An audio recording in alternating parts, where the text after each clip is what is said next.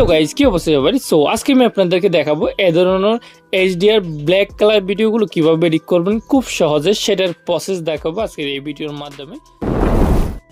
ওকে, ভিডিওগুলো এডিট করার জন্য আমাদের CapCut অ্যাপ্লিকেশনের প্রয়োজন হবে। আপনাদের কাছে না থাকলে অ্যাপটি ডাউনলোড করে নেবেন। ডাউনলোড করার পরে ওপেন করবেন। ওপেন করার পরে নিউ প্রজেক্টে ক্লিক করবেন।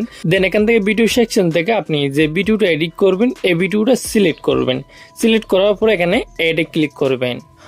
ওকে, এরপরে যদি ভিডিও শেষে ওয়াটারমার্ক থাকে অ্যাপের, সেটা ডিলিট করে দিবেন। ডিলিট করার পরে এখান থেকে ইফেক্ট নামে একটা অপশন দেখতে পারবেন। এই ইফেক্ট অপশনটার মধ্যে ক্লিক করবেন।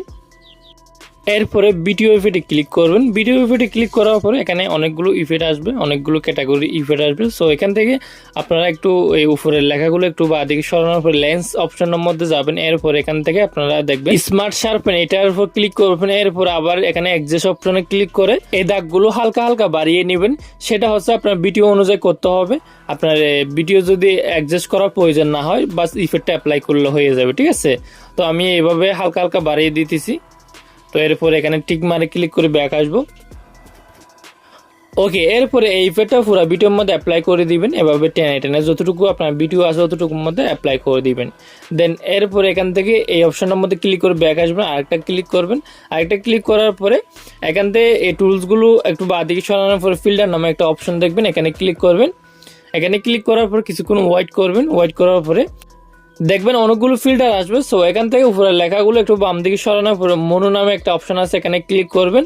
ক্লিক করার পরে এখান থেকে আপনারা একটু সামনের দিকে যাওয়ার পরে এখান থেকে পেয়ে যাবেন ব্ল্যাক ফরেস্ট, এই ফিল্টারটার উপর ক্লিক করবেন। তারপর এটা বাড়িয়ে ফুল করে দিবেন। যত বাড়াবেন তত কালো হবে।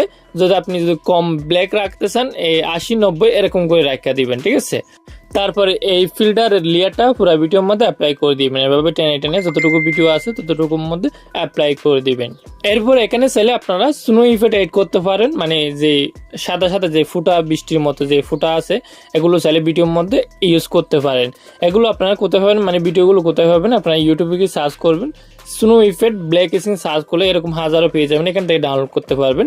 আর আপনাদের সুবিধার ক্ষেত্রে আমি ভিডিও ডেসক্রিপশন বক্সে দিয়ে দেবো, সেখান থেকে চাইলেও আপনারা ডাউনলোড করতে পারবেন। ওকে, ডাউনলোড করার পরে কিভাবে এড করবেন, এড করার জন্য এখান থেকে এই অপশনটার মধ্যে ক্লিক করে ব্যাক আসবেন। ব্যাক আসার পরে আপনারা এখান থেকে ওভারলি নামে একটা অপশন দেখবেন, এই ওভারলিতে ক্লিক করবেন। তারপর এই ওভারলিতে ক্লিক করবেন। এরপরে যে ভিডিওটা ডাউনলোড করতেন সেটার উপর ক্লিক করবেন। তারপর নিচে এখানে এডে ক্লিক করবেন।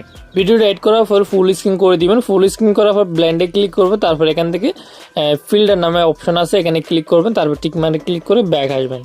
এরপরে ভিডিও শেষে যাবেন। ভিডিও শেষে যাওয়ার পর এখানে যদি বাড়তি থাকে, মানে ভিডিও শেষে যদি মানে স্নো ইফেক্টের ভিডিওটা লম্বা হয়ে যায়, এটার উপর ক্লিক করবেন। তারপর স্প্লিটে ক্লিক করে বাকি অংশটার উপর ক্লিক করে ডিলিট অপশনে ক্লিক করে ডিলিট করে দিবেন। তারপর উপরে এই অপশনটার মধ্যে ক্লিক করে এগুলো সব বাড়িয়ে দিবেন, 4K করে দিবেন সবগুলো। তারপর তীরের মতো অপশনটার মধ্যে ক্লিক করে ভিডিওটা এক্সপোর্ট করে নেবেন।